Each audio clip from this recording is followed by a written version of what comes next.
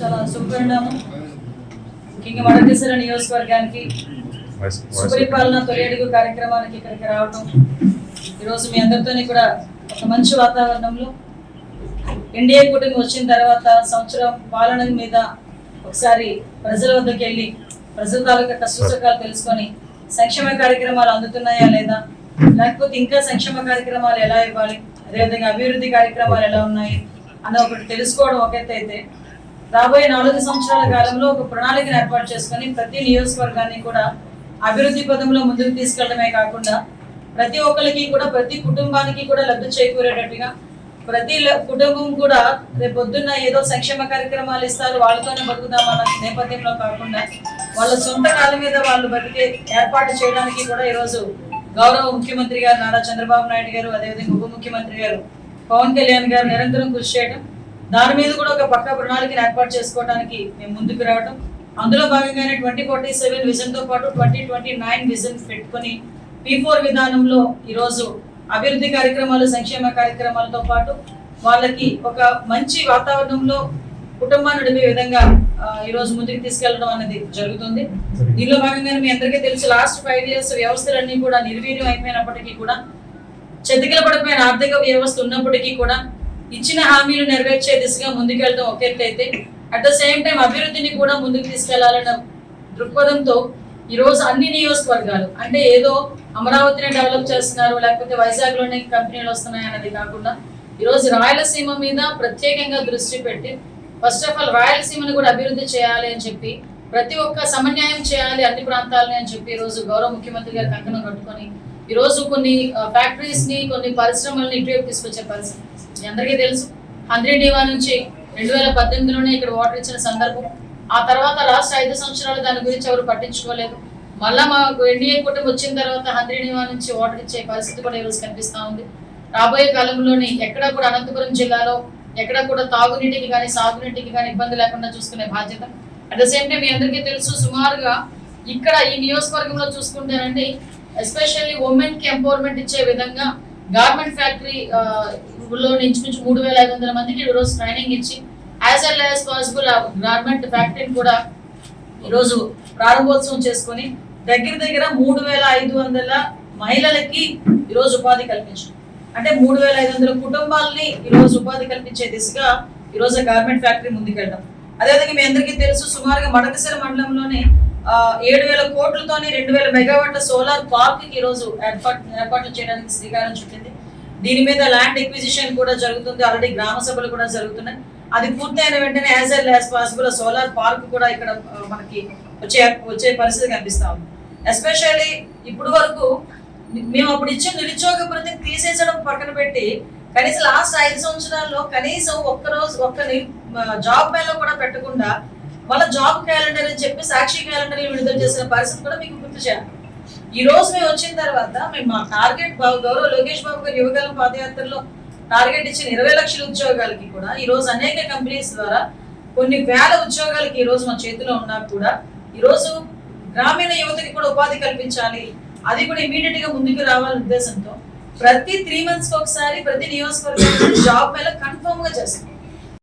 సంతోషం అండి. ఒక విషయం చెప్పిన ఆరోపణలనే వాళ్ళు బాగానే చేస్తారు.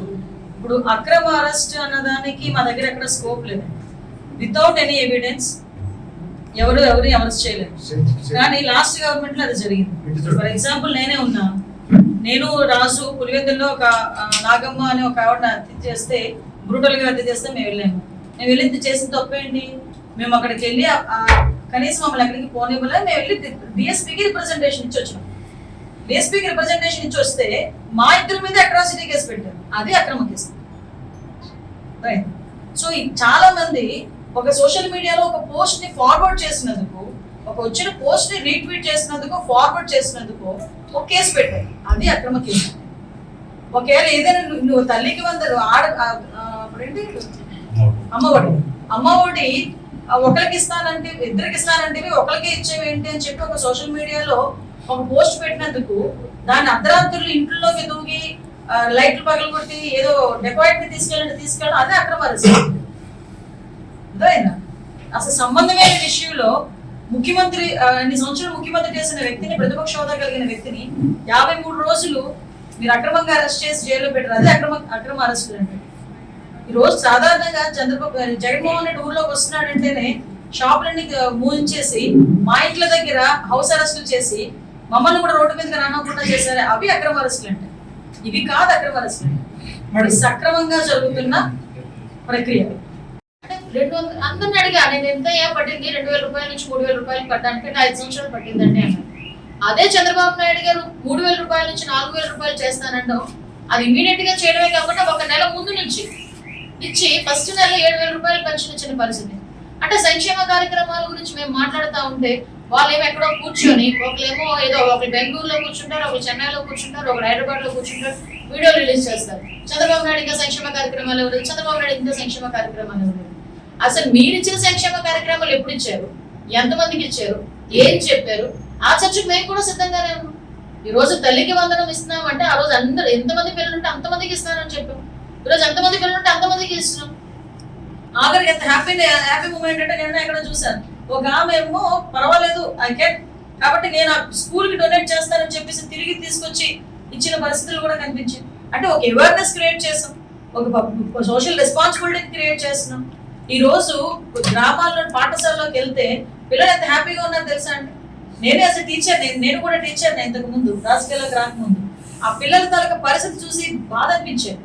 కానీ ఈ రోజు పరిస్థితి ఏంటంటే ఒక కాన్వెంట్లకి ధీటుగా, ప్రైవేట్ పాఠశాలకి ధీటుగా వాళ్ళ స్కూల్ డ్రెస్ కానీ, వాళ్ళ school bag, at the same time వాళ్ళ స్కూల్ బుక్స్, సన్నబియ్యంతో భోజనం.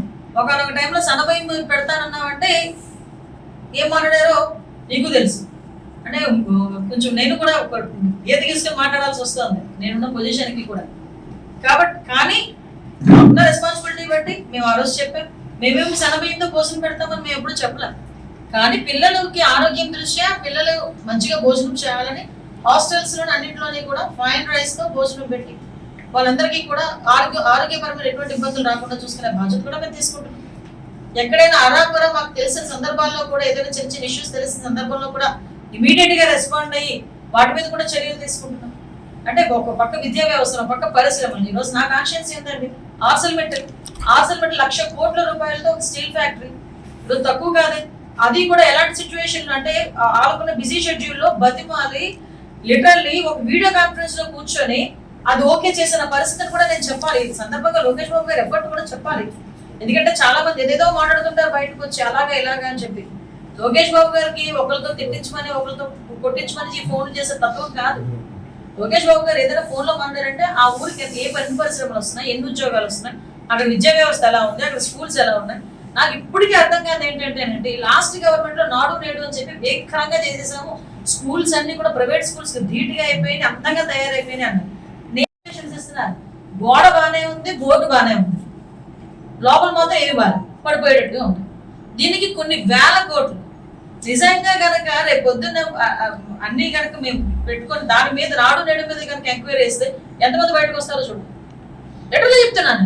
ఎందుకంటే నా నియోజకవర్గంలో స్కూల్స్ కి చాలా మంది, నేను జిల్లాకి వెళ్ళి ఏ జిల్లాకి వెళ్ళా, ఇవే విజయనగరం ఇన్ఛార్జ్ మినిస్టర్కి వెళ్తే అక్కడికి స్కూల్స్ మాకు కావాలి, ప్రహారీ గోడలు లేవు, కొన్ని చోట్ల స్కూల్స్ పెచ్చులు రాలిపి పడిపోతున్నాయి. అంటే నేనేమంటానంటే ఆ రోజు ఏదో మేడిపండు టైప్ లోని దాన్ని క్రియేట్ చేసేస్తాను. అంటే లోపల అసలు బయటకి ఎంత అందంగా కనిపించినాయో. నేను ఒక్కోసారి రోడ్డు మీద స్కూల్స్ ఎలా చేశారా అని అనుకున్నా. అఫ్ కోర్స్ అది సెంట్రల్ గవర్నమెంట్ ఫండ్ అని తెలుసు నాకు కూడా. సెంట్రల్ గవర్నమెంట్ ఫండ్ ని కూడా ప్రాపర్ వేలో యూజ్ చేయకుండా ఏదో పైన పటారం లోన లొటారం ఏదో అంటారు కదా, ఆ టైప్ లో తీసుకొచ్చారు. లోపల అసలు ఇప్పటికీ కూడా అంటే నేనేమంటున్నానంటే ఇప్పుడు మా బాధ్యత ఉంది. లాస్ట్ గవర్నమెంట్ ఆల్రెడీ వెళ్ళిపోయి జనాలు ఇంటికి పంపించి ఇంచుమించు 11 మందితో ఇంటికి పంపించారు. 11 మంది చాలు, ఇదే ఎక్కువ మీకని ఇంటికి పంపించి ఆ రోజు ఆయన చేసిన పొరపాట్లు కొన్ని టచ్ అయిన పాయింట్స్ టచ్ చేయడం ఆయన. సో ఆటోమేటిక్ గా ప్రజలు కూడా బుద్ధి చెప్పి 11 సీట్లకి పరిమితం చేసి ఈరోజు ఇంట్లో కూర్చోబెట్టారు. మేము చేసుకోవాల్సిన బాధ్యత మా మీద ఎంతో నమ్మకంతో గౌరవ ముఖ్యమంత్రి గారు చంద్రబాబు నాయుడు గారిని, అదేవిధంగా పవన్ కళ్యాణ్ గారిని, మోడీ గారిని దీవించి ఈరోజు ఎన్డీఏ కూటమికి 164 సీట్లు ఇచ్చి ఈరోజు మమ్మల్ని కూర్చోబెట్టినందుకు జరిగిపోయిన దాని గురించి ఒక పక్క చెప్తూనే జరగాల్సింది కూడా మేము చేయాల్సిన బాధ్యత మా మీద ఉంది. కాబట్టి ఈరోజు 1 సంవత్సరంలోనే గ్రామాల్లోకి వచ్చామండి. అదే తెలుగు మా ఎన్డీఏ కూటమి తాలూకా క్రెడిట్స్ అర్థం చేసుకోండి. ఈరోజు 5 సంవత్సరాలు, ఇంకా మాకు 4 సంవత్సరాల తర్వాత ఎలక్షన్ ఉంది.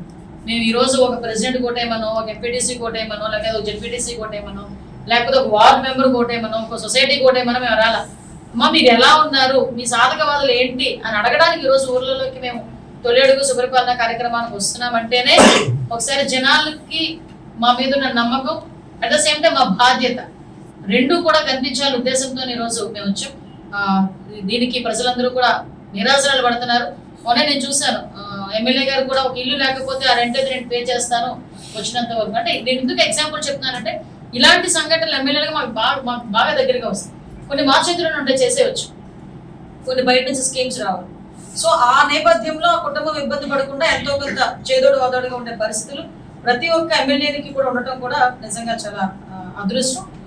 ఈరోజు మడకశిర ప్రజలందరూ ఎంతో ఆశీర్వదించి మా సోదరుడు ఎంఎస్ రాజు గారిని గెలిపించడం, ఆ గెలిపించిన దగ్గర నుంచి కూడా అంటే చాలా అతి తక్కువ కాలంలో మడకశిర ప్రజల దగ్గరికి వచ్చారు. ఇంచుమించు నాకు తెలిసి 15 రోజులు, 14 డేస్లోనే ముఖ్యంగా తెలుగుదేశం పార్టీ ఎన్డీఏ కూటమి మీద ఉన్న నమ్మకం, అదేవిధంగా ఇక్కడున్న నాయకత్వం స్వామి గారు వీళ్ళందరి తాలూకా నాయకత్వం మీద నమ్మకం, అదేవిధంగా కొత్తవాడు అయినప్పటికీ కూడా ఈరోజు ప్రజలందరూ ఆశీర్వదించినందుకు ప్రత్యేకంగా సోదరుడు కూడా చాలా కష్టపడి ఈరోజు పరిశ్రమలు తీసుకొచ్చే విషయంలో కానీ లేకపోతే ప్రజలకు అందుబాటులో ఉండే విషయంలోనే కానీ ఈరోజు మంచి ముందడుగులో ఉన్నారు. దానికి కూడా ఈరోజు ఆశీర్వదించి గౌరవ ముఖ్యమంత్రి గారు సోదరుడికి తిరుమల తిరుపతి దేవస్థానం బోర్డు మెంబర్ కూడా ఇవ్వడం, అది తెలుగుదేశం పార్టీలో నమ్మకంగా ఉండి కష్టపడి పనిచేసినందుకు వచ్చే అదృష్టం అని చెప్పుకోవాలి. అది ఒక ప్రతిఫలం అని చెప్పుకోవాలి. అది తెలుగుదేశం పార్టీలో మాత్రమే జరుగుతుందని చెప్పడానికి కూడా ఒక తెలుగుదేశం పార్టీ కార్యకర్తగా నేను చాలా గర్వపడుతున్నాను. 500 మందికి పైగా ఉద్యోగ అవకాశాలు కల్పించిన పరిస్థితి. అంటే రెండోసారి కూడా మనం చేస్తారండి దగ్గర 20 కంపెనీలతోనే ఈరోజు కొలాబరేట్ అయ్యి ఈ 26th ఇక్కడ జాబ్ మేళా కండక్ట్ చేయడానికి కూడా ఈరోజు సిద్ధపడుతున్నాం. ముఖ్యంగా ఒక ఇండోర్ స్టేడియం మనం ఏర్పాటు చేసుకోవడం కానీ, ఎస్పెషల్ డిఫెన్స్ పరిశ్రమ 2700 కోట్లతో ఏర్పాటు చేయడం. డిఫెన్స్ పరిశ్రమ దగ్గర నుంచి మాట్లాడుకుంటే ఎక్కడెక్కడో రావాల్సిన డిఫెన్స్ పరిశ్రమలు ఈరోజు రాయలసీమలో తట్టు మనం చుట్టూ ఉన్న మడకశిరలో ఈరోజు చూడబోతున్నాం. కియా ఫ్యాక్టరీ ఎక్కడో జరుగుతాయి ఇలాంటి కార్ల ఫ్యాక్టరీ అనుకున్న పరిస్థితి నుంచి ఈరోజు అనంతపురం జిల్లాలో కియా అన్నది ఈ రోజు మనకి ఏర్పాటు చేసుకుని అనంతపురం జిల్లా వాసులకి ప్రపంచాన్ని పరిచయం చేసే పరిస్థితుల్లో ఈరోజు గౌరవ ముఖ్యమంత్రి గారు ఆలోచన చేశారు. మళ్ళా లాస్ట్ 5 సంవత్సరాలు మీరు ఇంకో రకంగా వాళ్ళు పరిచయం చేశారు కియాని. మీకు తెలుసు ఇంకో రకంగా ఏ రకంగా పరిచయం చేశారు. అప్పుడు ఉన్న ఆ ఎంపీ గారు కూడా అక్కడికి వెళ్ళి వాళ్ళతో గొడవ పడి వద్దు బాబోయ్ ఆంధ్రప్రదేశ్ అనుకునేటట్టుగా పారిపోయే పరిస్థితులు అప్పుడు కూడా వాళ్ళు ప్రపంచానికి పరిచయం చేశారు. కాకపోతే నెగిటివ్. నేను ఎందుకు ఈ విషయాలన్నీ చెప్పాలంటేనంటే ఈరోజు లాస్ట్ ఒక్క ఛాన్స్ అన్న పాపానికి జగన్మోహన్ రెడ్డి అనే ఒక నేరస్తుల ముసుగులో ఉన్న అంటే రాజకీయ ముసుగులో ఉన్న ఒక నేరస్తుడు, ఒకే ఒక కారణం ఒక్క ఛాన్స్ అని చెప్పిన దానికి రాజకీయ ముసుగులో ఉన్న ఒక నేరస్తుడికి 5 సంవత్సరాలు పట్టం కడితే 20 సంవత్సరాలు వెనక్కి వెళ్ళిపోయిన పరిస్థితి కూడా మనకి కనిపించిన సందర్భం. దానిలో భాగంగా వ్యవస్థలన్నీ నిర్వీర్యం అయిపోయినాయి. ఒక తాగునీరు లేదు, ఒక సాగునీరు లేదు, ఒక పరిశ్రమ లేదు. ఏమైనా అంటే సంక్షేమ కార్యక్రమాలు ఇస్తానని చెప్పి అరకొర సంక్షేమ కార్యక్రమాలు ఇప్పుడు మెయిన్ ఎజెండాగా వ్యక్తిగతంగా కేసులు పెట్టే పరిస్థితి, వాళ్ళ మీద కక్ష సాధింపు చేసే పరిస్థితి, అంటే ఓవరాల్ గా టార్గెటెడ్ గా కొంతమందిని పెట్టే పరిస్థితులు కనిపించాం. ఈ రోజు మేము వచ్చాం. ఈ రోజు మడకశిరలో ఎందాక తమ్ముడిని అడిగా, అమ్మ ఇక్కడ అన్నా క్యాంటీన్ ఉందా అని. అమ్మ లాస్ట్ 5 సంవత్సరాలు మూసారు, మళ్ళీ మనం వచ్చిన తర్వాత తెలిసాం ఇది మున్సిపాలిటీ ఉంది, మున్సిపాలిటీలో కంపల్సరీగా అన్నా క్యాంటీన్ నడుస్తుంది. ఏమంటే 5 రూపాయలకి భోజనం పెట్టడానికి ఏంటంటే ఎవరు మన జేబులో డబ్బులు ఇస్తున్నామా? ఎవరైనా గవర్నమెంట్ మనకి పేదవాడికి 3 పూట్ల భోజనం పెట్టాలి, తక్కువకి మంచి నాణ్యమైన భోజనం పెట్టాలని అన్నా క్యాంటీన్ పెడితే అన్నా క్యాంటీన్ లో నీకు ఇష్టం లేకపోతే అన్నాన్ని ఇష్టం లేకపోతే రాజన్నాన్ని పెట్టుకో, అంతేగాని మొత్తానికి మూసేసి అది ఎందుకు శిథిలావస్థలు చేరుకునే పరిస్థితి తీసుకొచ్చాం.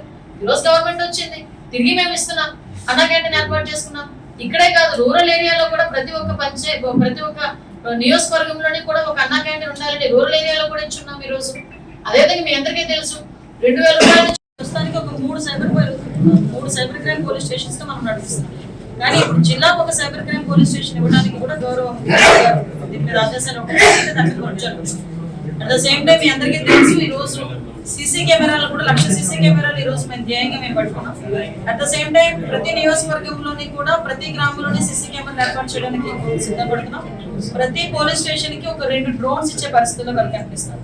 ఎక్కడైనా ఒక మాస్ గ్యాదరింగ్ జరుగుతుంది అంటే మా పోలీసింగ్ కూడా ఎలా జరుగుతుందంటే ఇది డ్రోన్ జరిగే పరిస్థితుల్లో కనిపిస్తాం. సో ఇప్పుడు కొన్ని ఏరియాస్ లో డ్రోన్స్ కూడా 8.5 lakh 9 lakh అనుకున్నారు. ఆయన కూడా ఇన్వెస్ట్ చేస్తారు. అది విత్ సైలెంట్ విత్ మైక్ తో పాటు ఆ డ్రోన్ వెళ్తుంది అనమాట. అరౌండ్ 5 kilometers రేడియస్ లో తిరుగుతా ఉంటుంది. సో టెక్నాలజీని యూజ్ చేసుకుంటున్నాం. సైబర్ క్రైమ్ తగ్గాలి. మీకు తెలుసు పోక్సో కేసెస్ లో కూడా మాక్సిమం కన్విక్షన్ అతి తొందరగా తీసుకురావడానికి మేము ప్రయత్నం చేయడమే కాదు, చాలా కేసుల్లో మేము సక్సెస్ అయ్యాం. గాంజా లాంటి వాటి మీద కూడా ఉక్కుపాదం మోపడానికి ఈగల్ ని ఎస్టాబ్లిష్ చేసాం. ఈగల్ ద్వారా కల్టివేషన్ అయితే మేము ఎంతో కొంత అరికట్టగలిగాం, గాంజా కల్టివేషన్ ని. ఈ ట్రాన్స్పోర్టేషన్ అనే దాని మీద కూడా ప్రత్యేకమైన దృష్టి పెట్టాం. దీనిలోని ఈవెన్ దో మీకు ఒక విషయం చెప్పాలి, స్కూల్స్ లో కూడా సేఫ్ క్యాంపస్ అని చెప్పి ఒక ప్రోగ్రామ్ పెట్టుకుని స్కూల్స్ లో కూడా ఈ గాంజాయి వాడకం కనుక ఎక్కడైనా ఉంది అంటే ప్రైవేట్ స్కూల్స్ అయితే ప్రైవేట్ స్కూల్స్, గవర్నమెంట్ స్కూల్స్ అయితే గవర్నమెంట్ స్కూల్ యాజమాన్యాన్ని కూడా మేము ట్రిగర్ చేసే విధంగా, ఫిక్స్ చేసే విధంగా మేము అంత చర్యలు తీసుకుంటాం. ఇంతకు ముందు మీకు తెలుసు ఒక యాంటీ ర్యాగింగ్ యాక్ట్ వచ్చింది. సో ఇంచుమించుగా అదే రేంజ్ లో ఈ గాంజా కన్సంప్షన్ ఎక్కడైనా ఉంది అనుకునేటప్పుడు మాకు దొరికితే NDPS లో డెఫినెట్ గా స్కూల్స్ మీద కూడా యాక్షన్ తీసుకునే పరిస్థితి వరకు మేము తీసుకెళ్లే పరిస్థితి ఉంది. వితౌట్ ఎనీ ప్రికాషన్స్ అవన్నీ తీసుకోకుండానే ఎవరు చేయరు కదా.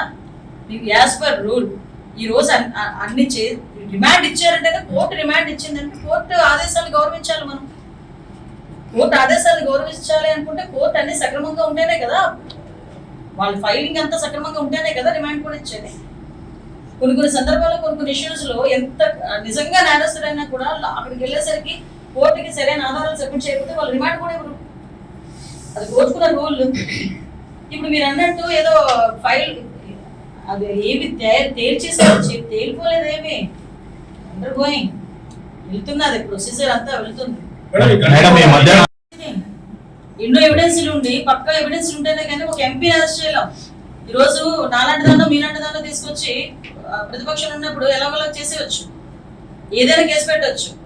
కానీ ఒక ఎంపీ మీద మేము పెడుతున్న అరెస్ట్ చూపించారు అనేటప్పుడు వితౌట్ ఎనీ ఎవిడెన్స్ చేయకూడదు అలా ఏమి రూల్ ఏం లేదు. వితౌట్ ఎవిడెన్స్ ఉంటేనే మేము చేస్తాం, ఎవిడెన్స్ తోనే చేశారు. కాబట్టి అవన్నీ అక్రమమా సక్రమా అని కోర్టులు తెలుస్తాయి, కోర్టులు తెలుసుకోండి.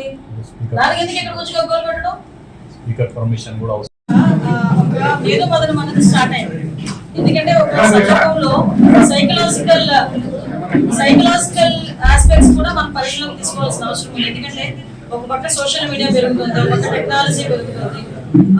కొన్ని సందర్భాల్లో అంటే మూవీస్ లో కూడా అన్ని ఆల్ మూవీస్ కొంత క్రైమ్ పెరుగుతోంది, లిటరలీ క్రైమ్ పెరుగుతోంది. మొన్న రీసెంట్ గా ఏదో సినిమా చూసాను, ఒక మార్క్స్ ఏదో భయవేసింది. అంటే కొన్ని సందర్భాల్లో ఆ హింసను ప్రేరేపించే విధంగా మూవీస్ కానీ సీరియల్స్ కానీ ఇలాంటివన్నీ ఉన్న నేపథ్యాల్లో సంథింగ్ అక్కడ ఒక సైకలాజికల్ ఆస్పెక్ట్ కూడా మనం కూడా పరిగణలోకి తీసుకోవాలి. దీని మీద కూడా చిన్న మేధోమథనం జరుగుతుంది, అంటే ఒక రీసెర్చ్ జరుగుతుంది. మనం దాని మీద కూడా స్టాప్ చేయాల్సిన బాధ్యత ఉంది. నేను ఎందుకంటే అంటే సొసైటీలో జరుగుతున్న కొంత క్రైమ్ కి సో మనం డిపార్ట్మెంట్ వైజ్ గా పోలీస్ వ్యవస్థ, లీగల్ వ్యవస్థ ఎంత పని చేసినా సామాజిక స్పృహతో మనం కూడా కొంచెం సోషల్ అవేర్నెస్ ఉండాలి. At the same time social responsibility కూడా ఉండాలి. దాని మీద మనం ముందుకెళ్తాం. సెంట్రల్ గవర్నమెంట్ నుంచి వచ్చే 60% ఇవ్వడానికి, ఇటువైపు నుంచి వచ్చే స్టేట్ గవర్నమెంట్ నుంచి వచ్చే 40% రిలీజ్ చేయడానికి కూడా వాళ్ళ చేతులు రాలేదు. మీరు నమ్ముతారా? CCTV కెమెరాస్ మెయింటెనెన్స్ ఎంత అనుకుంటున్నారు వాళ్ళు ఇవ్వాల్సిన డబ్బులు? కేవలం 2 కోట్ల రూపాయలు. 2 కోట్ల రూపాయలు అంటే ఒక CC camera equal to 100 ice. అలాంటిది సీసీ కెమెరాల మెయింటెనెన్స్ కి 2 కోట్ల రూపాయలు కూడా ఆ రోజుల్లో మెయింటెనెన్స్ డబ్బులు ఇవ్వకపోతే మరి వాళ్ళ పోలీస్ వ్యవస్థ ఏం చేస్తారో ఆలోచించండి. అంటే పోలీస్ వ్యవస్థ అంటే అరెస్టులు, అక్రమ అరెస్టులు చేయడానికో లేకపోతే ఇళ్ళ దగ్గర తీసుకొచ్చి హౌస్ అరెస్టులు చేయడానికో కాదు కదా. వాళ్ళకి ఇవ్వాల్సిన ఫెసిలిటీస్ వాళ్ళకి ఇవ్వాలి, అప్పుడు ఇన్వెస్టిగేషన్ ఈజీ అవుతుంది. కానీ ఫింగర్ ప్రింట్ అథెంటికేషన్ సిస్టమ్ అంతా నాశనం చేశారు, దానికి మెయింటెనెన్స్ లేదు, కెమెరాస్ లేవు, CC కెమెరాస్ లేవు, ఒక సైబర్ కి సంబంధించిన ఎటువంటి టెక్నాలజీ లేదు. లిటరల్లీ ఏం చేశారంటే, నేను చాలా సందర్భాలు అంటే అస్త్ర సన్యాసం అయిపోయింది మా పోలీసు డిపార్ట్మెంట్ పరిస్థితి.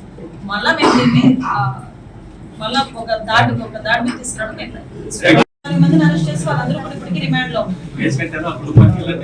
వినండి, పోక్సో యాక్ట్ ప్రకారం, యాక్చువల్ గా పోక్సో యాక్ట్ ప్రకారం ఆ అమ్మాయిని ఆ రోజు అమ్మాయికి ఉన్న హెల్త్ కండిషన్ బేస్ చేసుకొని ఇమీడియట్ గా అమ్మాయిని 2 months నుంచి హాస్పిటల్లోనే ఉంచి మొత్తం అంతా కేర్ టేక్ అంతా గవర్నమెంట్ తీసుకుంది. నిన్న మొన్న అమ్మాయి కూడా ఒక బేబీకి బర్త్ ఇచ్చింది, ఒక బిడ్డకి జన్మనిచ్చింది. సో ఇప్పుడు ఏంటంటే కేస్ ట్రయల్స్ లో యాక్చువల్గా పోక్సో యాక్ట్ ప్రకారం మైనర్ బాలిక మీద దళిత బాలిక మీద ఇలాంటి జరిగినప్పుడు ఒక 2 lakhs రూపీస్ గవర్నమెంట్ నుంచి వస్తుంది. దానికి సంబంధించి ఫేజెస్ వారీగా వస్తుంది, కేస్ ఫేజెస్ వారీగా వస్తుంది. యాజ్ పర్ దట్ మేము అన్ని కూడా అమ్మాయికి ఎక్కడ అన్యాయం జరగలేము, ఆ అమ్మాయిని అన్ని విధాలుగా